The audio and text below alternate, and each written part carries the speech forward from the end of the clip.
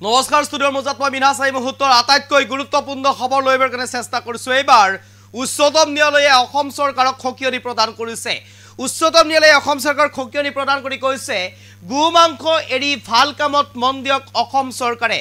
গো মাংসৰ চিন্তা বাদ দিয়ক, গো মাংসৰ চিন্তা এৰি অসম চৰকাৰে ভাল কামত মন দিয়ক, ভাল কামত মনোনিৱেশ কৰক, ভাল কামৰ জৰিয়তে আগবাঢ়ি যাওক অসম চৰকাৰ। গো মাংসৰ কথা বাদ দিয়ক আৰু এনেদৰে এতিয়া উচ্চতম ন্যায়ালয়ে অসম চৰকাৰক সকিয়নি প্ৰদান কৰিছে। এগৰাকী ব্যক্তিৰ গো মাংস সৰবৰাহক লৈ গোচৰ ৰুজু কৰা হৈছিল। সেই গোচৰৰ শুনানি প্ৰদান কৰি এনেদৰে এতিয়া মন্তব্য কৰিছে উচ্চতম ন্যায়ালয়ে।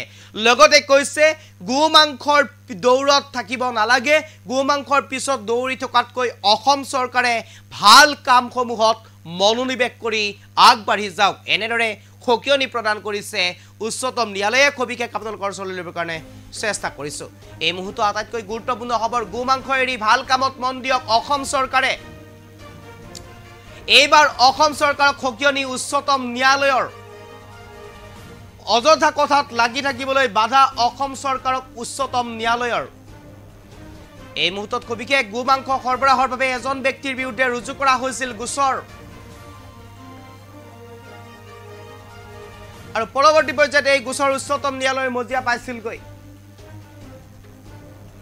আৰু তাৰ পিছতেই গো মাংস হয় নে নহয় পৰীক্ষাৰ বাবে পঠিয়াইছিল ফৰেনচিকলৈ।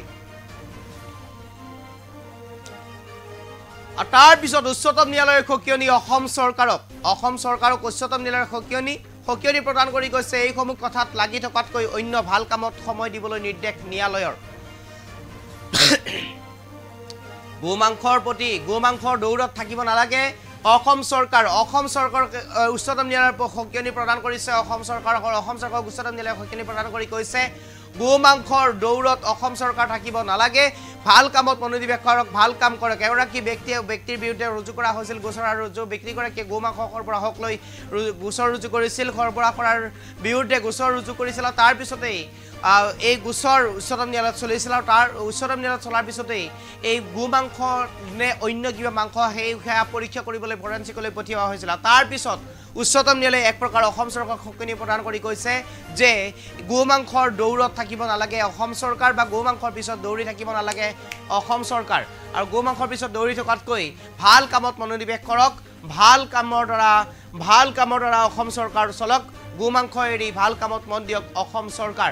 আৰু এনেদৰে এতিয়া উচ্চতম ন্যায়ালয়ে সকিয়নি প্ৰদান কৰিছে অসম চৰকাৰক। এক প্ৰকাৰ যেন উচ্চতম ন্যায়ালয়ে তীব্ৰ সকিয়নি দিলে অসম চৰকাৰক, যিহেতুকে আজি কিছুদিনৰ পৰা গো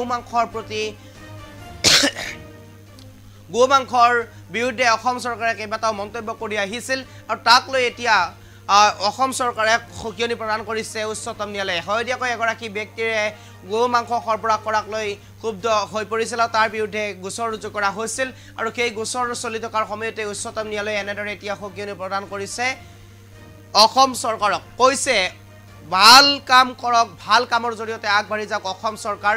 এনেদৰে অযথা কথাত লাগি থাকিব নালাগে, গো মাংসক লৈ অযথা বিতৰ্ক কৰিব নালাগে, গো মাংসৰ পিছত দৌৰি থাকিব নালাগে অসম চৰকাৰ। ভাল কামৰ জৰিয়তে আগবাঢ়ি যাওক, ভাল কামত মনোনিৱেশ কৰক। এই মুহূৰ্তত সবিশেষ।